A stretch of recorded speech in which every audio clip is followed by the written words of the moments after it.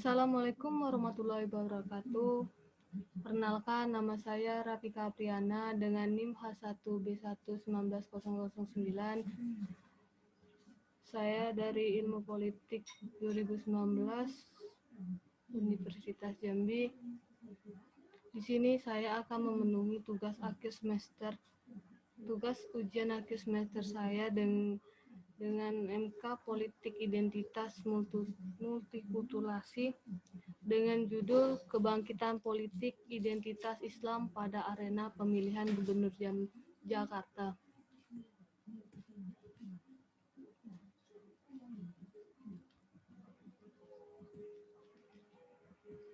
Politik identitas, khususnya agama, memang tidak pernah mati dalam arena politik di negeri ini. Momentum pemilihan Gubernur Jakarta yang baru saja usai adalah contoh nyatanya bagi pembenaran argumentasi tersebut ketika identitas agama muncul menjadi sebuah kekuatan politik.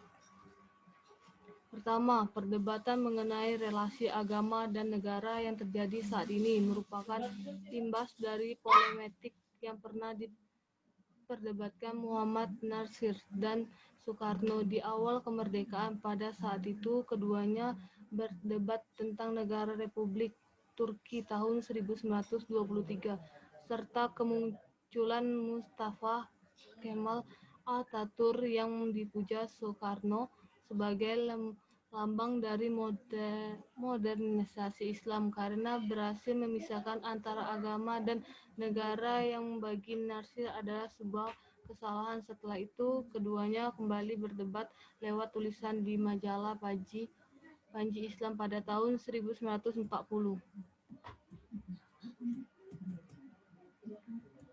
Kedua, ketegangan dan konflik antara negara dan agama dengan kehadiran Negara Islam Indonesia atau NII pada tahun 1949 yang dideklarasikan oleh teman Indekos Soekarno, Kartosoewirjo.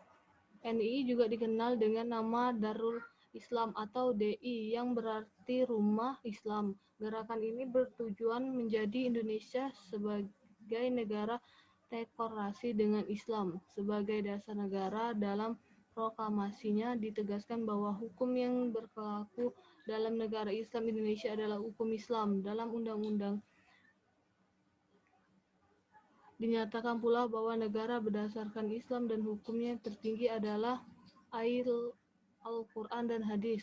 Proklamasi Negara Islam Indonesia dengan tegas menyatakan bahwa kewajiban negara untuk memproduksi undang-undang yang berlandaskan syariat Islam dan penolakan yang keras terhadap ideologi selain Al-Quran dan Hadis sahih yang mereka sebut dengan hukum kafir sesuai dalam Al-Quran Surat Al-Maidah ayat 145.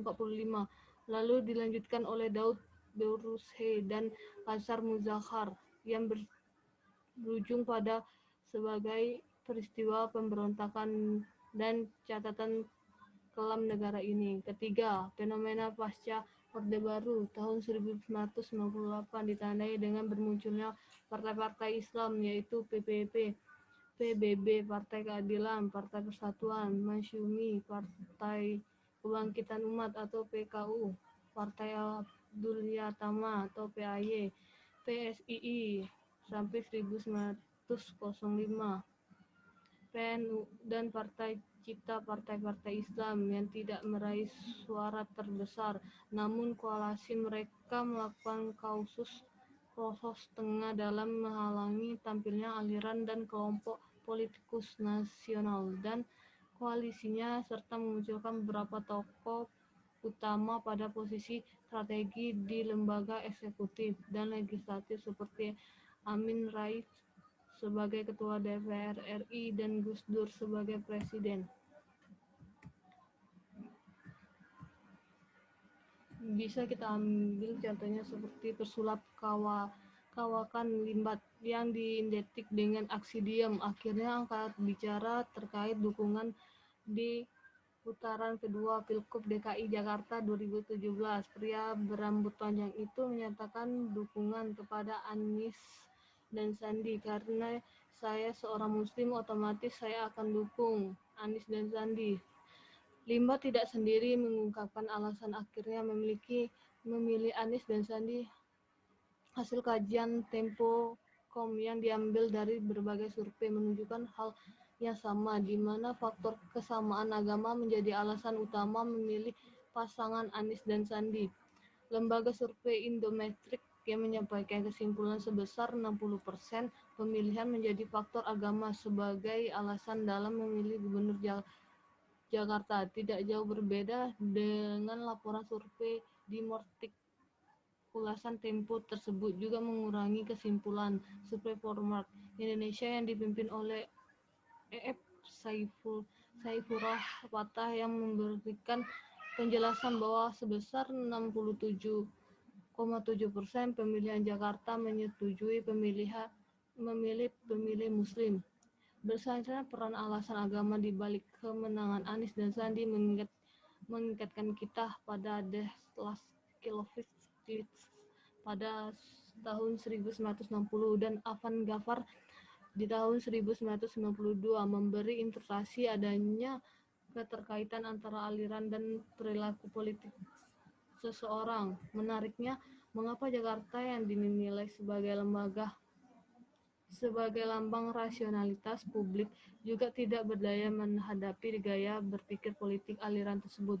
Berangkat pada pandangan Prats bahwa identitas dianggap penting sebab sangat terkait dengan cita diri dan harga diri, baik sebagai individu maupun kelompok. Meskipun pada dasarnya seorang memiliki banyak sisi dalam hal pengungkapan identitasnya, namun menurut Brad, identitas keetnikan dan agama seorang selalu menjadi hal utama untuk membangun kategori pembedaan.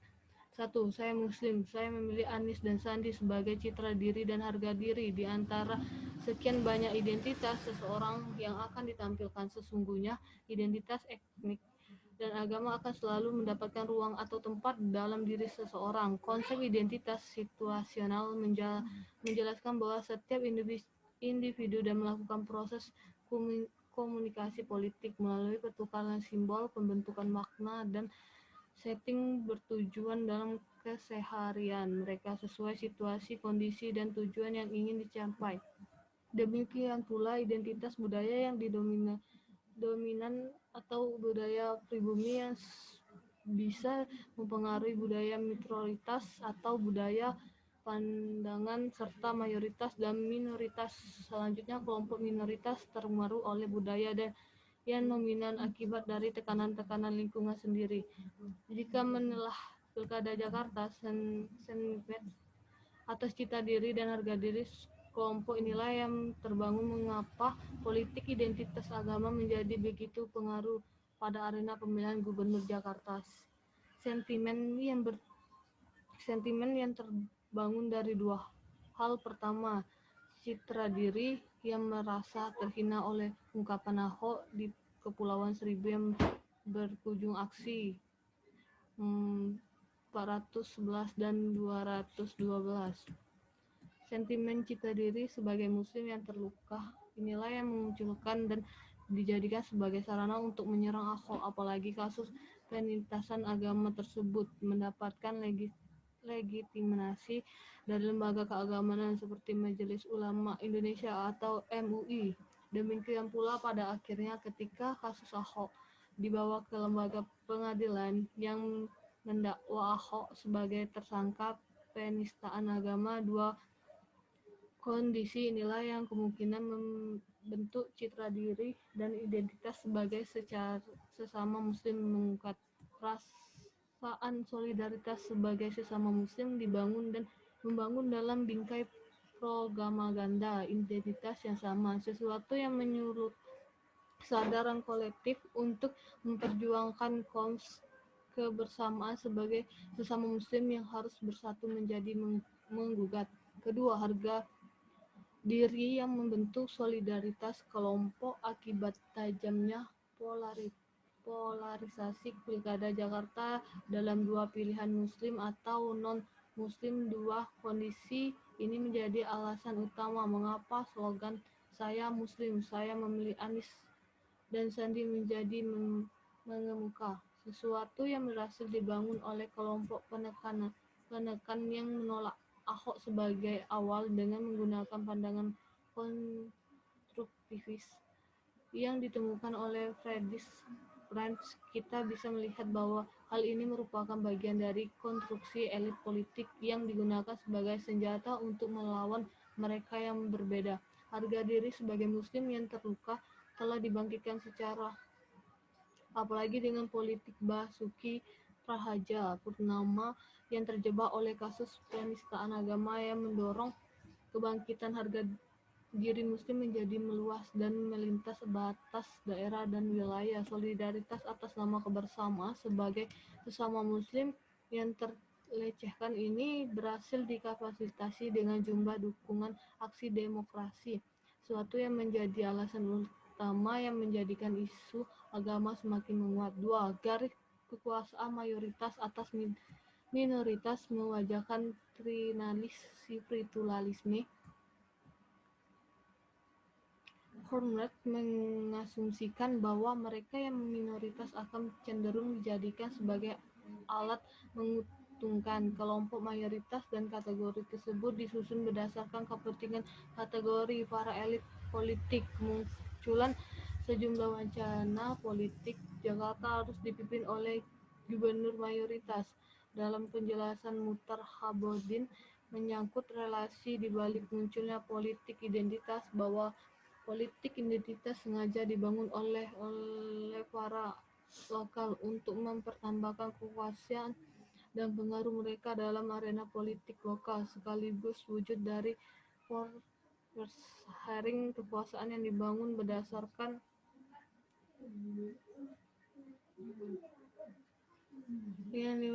latar belakang identitas. Politik identitas biasanya digunakan oleh para pemimpinan sebagai retorika politik dengan sebuah bagi orang asli yang menghendaki kekuasaan. Bagi mereka, orang pendatang harus melepaskan kekuasaan. Konstruksi batas mayoritas dan minoritas ini dibangun secara tajam dalam polarisasi Pilkada DKI.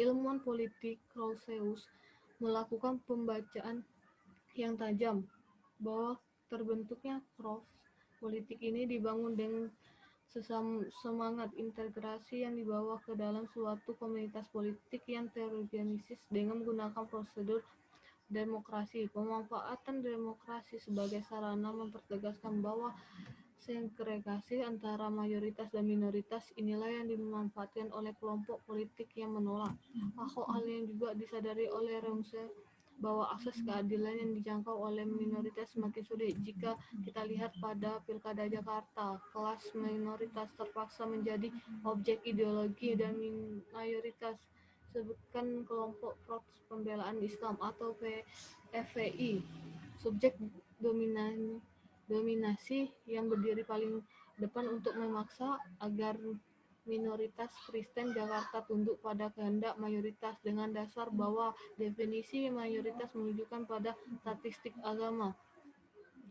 Situasi ini dapat kita pahami sebagai upaya dari kekuasaan mayoritas untuk menghegemonikan struktur pikiran dan perilaku politik masyarakat. Ruang publik bawah terdemarkasi oleh sistem simbolik dan doktrin agama yang berusaha membangun propaganda berbasis solidaritas mayoritas. Sementara kita tentu sadar bahwa Jakarta merupakan kota dengan penduduk yang beragam, sehingga modal strategi ideologi yang memakai power agama tertentu bisa diterjemahkan sebagai sebuah tindakan pelegitimasian kekerasan atau pemaksaan. Pertengkaran mayoritas dan minoritas ini memang tidak dapat kita lepaskan dari permainan kepentingan politik religius yang coba dibungkuskan ke pelbagai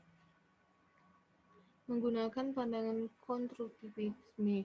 Kelompok-kelompok yang menjadikan semangat agama sebagai garis demokrasi dalam aktivitas politik sebenarnya telah terjebak pada bentuk tirani spiritualisme dengan cara mengubah spiritualisme sebagai sebuah komoditas di dalam politik. Muaranya masih sama, yakni power oriented, bukan mengejar politik berkemanusiaan di dalam negara ini. Elit agama Indonesia di dalam politik meminjam logika Merkel Foucault, sekedar melakukan reproduksi kekuasaan. Sesungguhnya yang terjadi pada Pilkada Jakarta adalah agama sedang menjadi eksitesi kekuasaan demi mempertahankan dominasi mayoritas atas minoritas. Bisa kita simpulkan bahwa kebangkitan politik identitas Islam digunakan dengan melakukan upaya pembangunan citra diri sebagai sesama muslim, harus memilih mereka yang seagama dan seiman. Upaya ini dijalankan melalui berbagai konvensi gubernur muslim untuk Jakarta, dan saya muslim harus memilih Anies dan Sandi pada putaran kedua.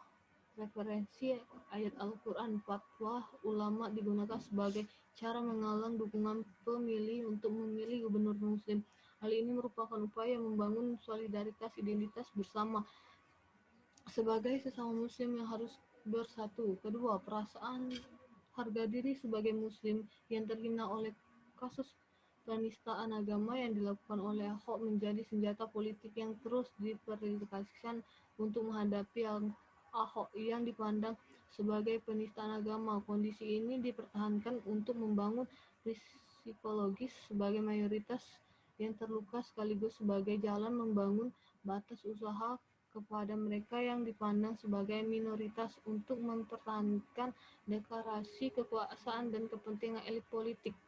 Fenomena kebangkitan politik identitas agama di pemilihan gubernur Jakarta berlangsung dengan dua tahap, yaitu penonjolan citra diri sebagai sesama muslim yang dibangun lewat solidaritas dengan semboyan saya muslim, saya memilih Anies dan Sandi. Kata Lingbat menampilkan harga diri sebagai muslim sesama yang selama ini terzalimi oleh penistaan agama yang dilakukan oleh Ahok atau Basuki Tjahjanurnama dengan dalih pembenaran fakta MUI dan dakwah hukum yang diberikan oleh aparat kepolisian. Sekian dari saya. Wassalamualaikum warahmatullahi wabarakatuh.